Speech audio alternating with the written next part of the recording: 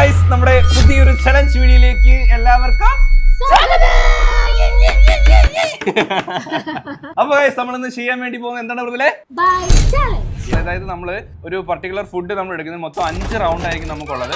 5 variety food ആയിരിക്കും നമ്മൾ എടുത്തിരിക്കുന്നത്. എന്തോ വേണം? നിനക്കും തരാം ഫുഡ്. നിനക്ക് തരാൻ നമുക്ക് തിന്നു. അത് ശരിയാ.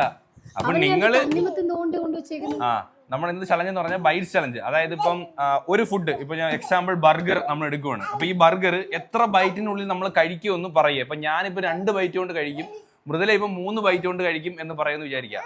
അപ്പൊ ഞാൻ 2 ബൈറ്റ് കൊണ്ട് ഈ ഫുഡ് കംപ്ലീറ്റ് ചെയ്തില്ല, പക്ഷേ മൃദുല 3 ബൈറ്റ് കൊണ്ട് ഈ ഫുഡ് കംപ്ലീറ്റ് ചെയ്തു. അപ്പം മൃദുല ജയിക്കും.